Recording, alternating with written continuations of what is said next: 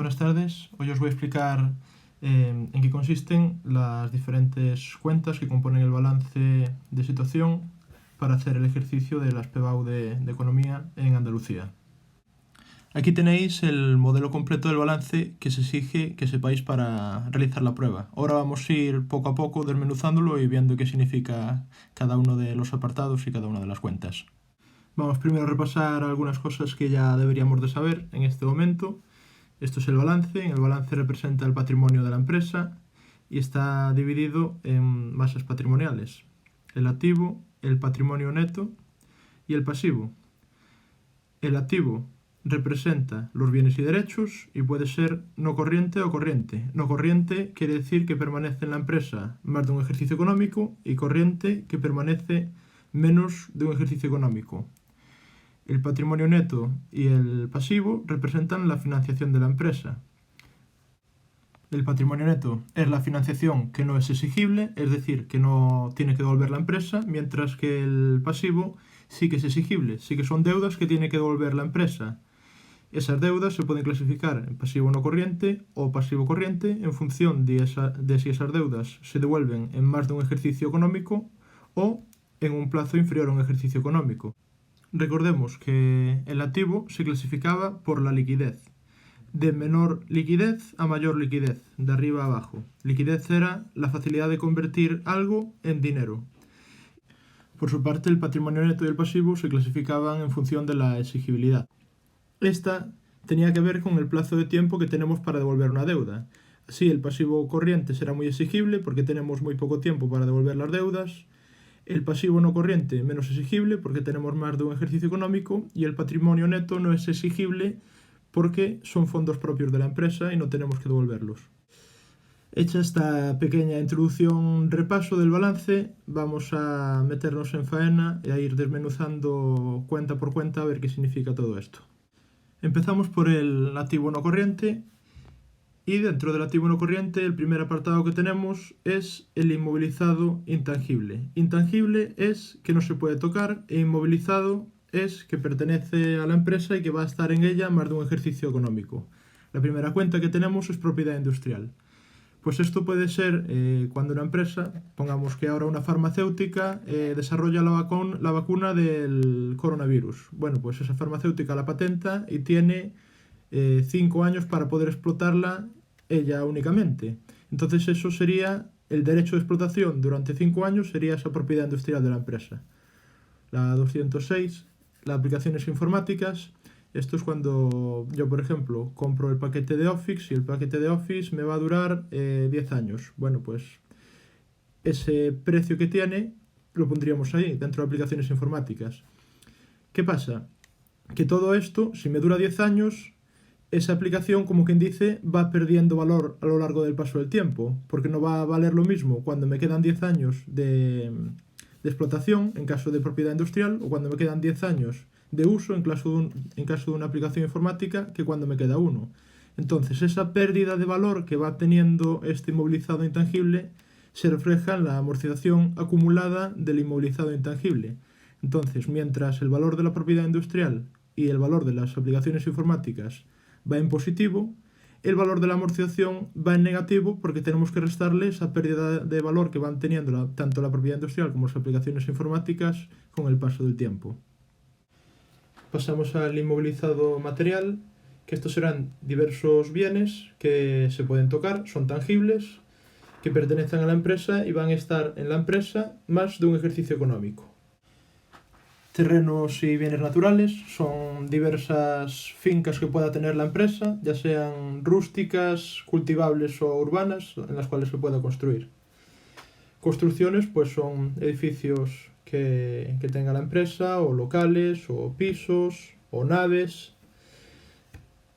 Las instalaciones escénicas son unas estructuras complejas donde está la maquinaria, el edificio y todo integrado, que se pueden separar, pues forman una unidad y se suele interpretar como la unidad entera, como puede ser, por ejemplo, una planta de reciclaje. Con respecto a maquinaria, pues imaginar una empresa de construcción, pues todas las excavadoras, las hormigoneras, los dumpers, etcétera, etcétera. El utillaje hace referencia a las herramientas, pues el mismo ejemplo de una empresa de construcción, pues las palas, los rastrillos, las llaves inglesas, etcétera, etcétera.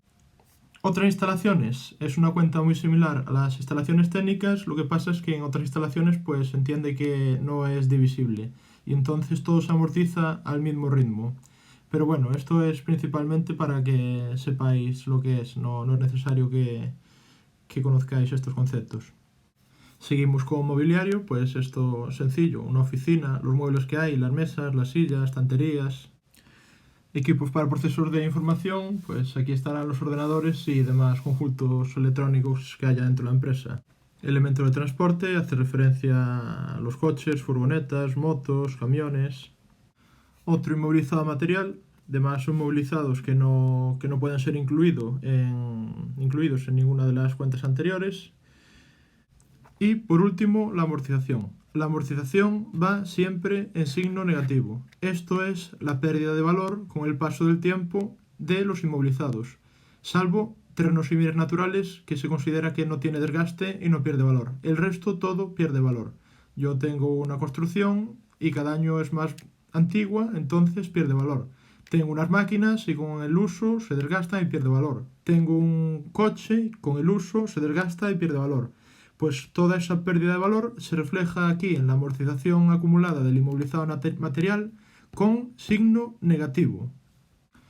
Pasamos al apartado quinto, inversiones financieras a largo plazo. Bueno, pues aquí estarán incluidas diferentes inversiones que haga la empresa y que van a permanecer en ella más de un ejercicio económico. Inversiones financieras a largo plazo en instrumentos de patrimonio, pues esto básicamente es comprar acciones o participaciones de otra empresa. Pues yo soy Repsol y compro acciones de Abengoa y entonces esas acciones van a permanecer más de un ejercicio económico en mi empresa, por lo tanto es a largo plazo. Créditos a largo plazo es que tenemos mucho efectivo y damos créditos pues a otras empresas o a particulares. Entonces eso es como si yo actuara como un banco. Le doy financiación a otra empresa y esa empresa me la irá devolviendo y pagando menos intereses. Créditos a largo plazo para una enajenación de inmovilizado.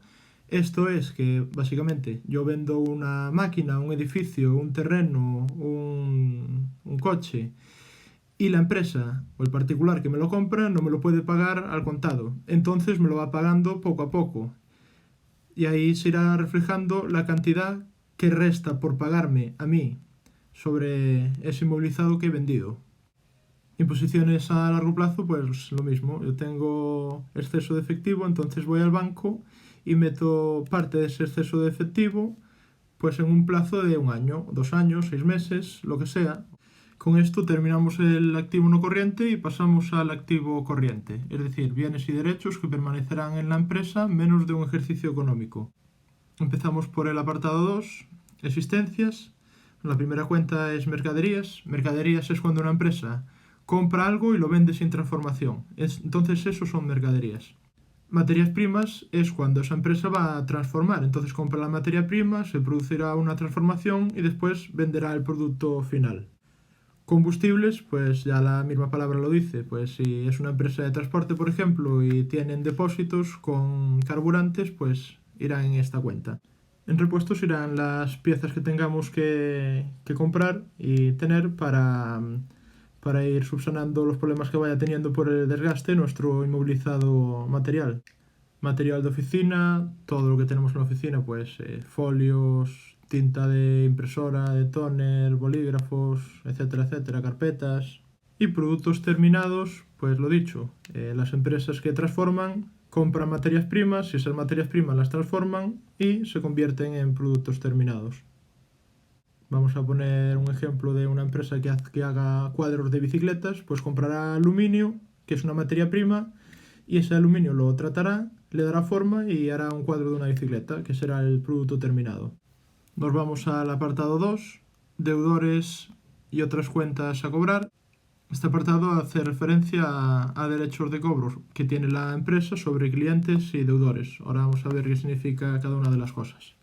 Estos clientes son personas físicas o jurídicas, es decir, empresas que han comprado mercaderías o productos terminados a esta empresa y todavía no se lo han pagado. Clientes efectos comerciales a cobrar es lo mismo que clientes, pero han firmado un pagaré, una letra de cambio, es decir, que como que la empresa tiene más garantías de que va a cobrar esas facturas. Deudores hace referencia a cuando la empresa vende algo que no tiene que ver con la actividad normal de la empresa. Un ejemplo de deudores puede ser una empresa que se dedica a la construcción y le viene una persona y dice que si le puede dejar la furgoneta para hacer una mudanza. Bueno, pues eso sería un ingreso que tiene la empresa que no tiene que ver con su actividad principal. Con respecto a deudores y efectos comerciales a cobrar, pues lo mismo que deudores, pero cuando se firma una letra de cambio o un pagaré. Pasamos al apartado quinto, inversiones financieras a corto plazo, que es lo mismo que las de largo plazo, pero en menos de un ejercicio económico. Inversiones financieras a corto plazo en instrumentos de patrimonio, eso es que yo compro acciones o participaciones de otra empresa, pero las compro con la idea de especular, porque son para vender a corto plazo. Créditos a corto plazo, pues lo mismo, le ofrezco financiación a otras empresas, pero esas otras empresas me lo van a devolver en el plazo inferior a un año. Créditos a corto plazo por enajenación de inmovilizado, pues vendo un inmovilizado, una moto, un coche y me la van a pagar en un horizonte temporal inferior a un ejercicio económico. E imposiciones a corto plazo, pues eso, tengo exceso de tesorería y hago una imposición, meto dinero en el banco a plazo fijo o compro letras del tesoro y eso me va a dar una rentabilidad, pero va a hacer que no pueda acceder a ese dinero durante ese plazo de tiempo. Y por último, el apartado 7, efectivo, que está compuesto por caja, que es el dinero que tenemos en la caja registradora o en casa o en la oficina, y bancos e instituciones de crédito, cuentas corrientes a la vista, que es el dinero que tenemos en la cuenta corriente del banco. Con esto terminamos el activo corriente. Y pasamos al patrimonio neto, que dijimos que eran las fuentes de financiación que no son exigibles de la empresa.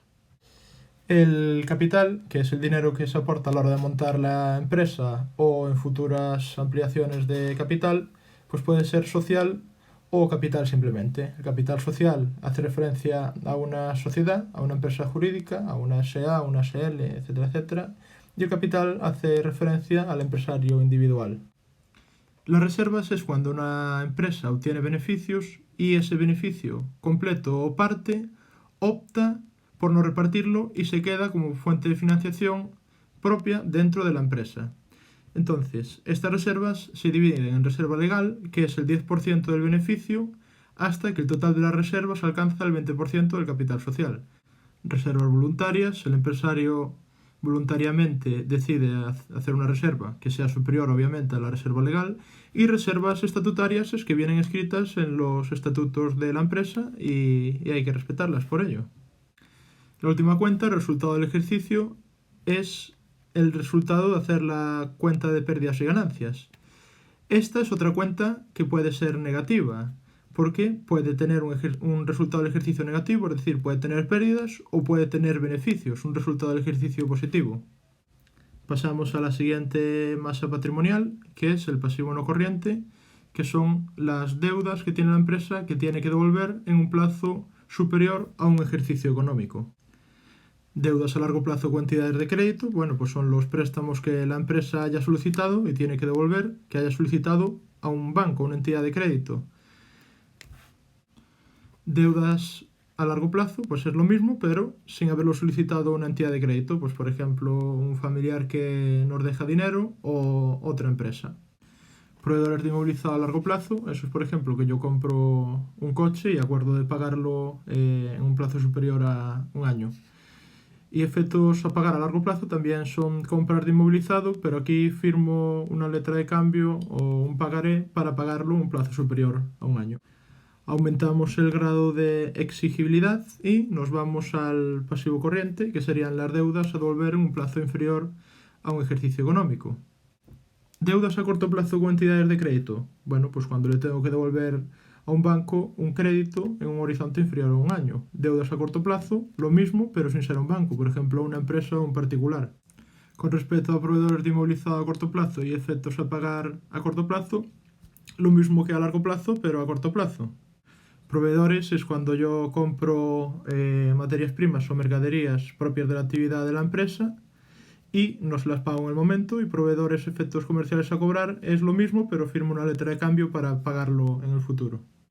Un ejemplo de proveedores puede ser un supermercado que compra pescado, pan o carne para vender posteriormente.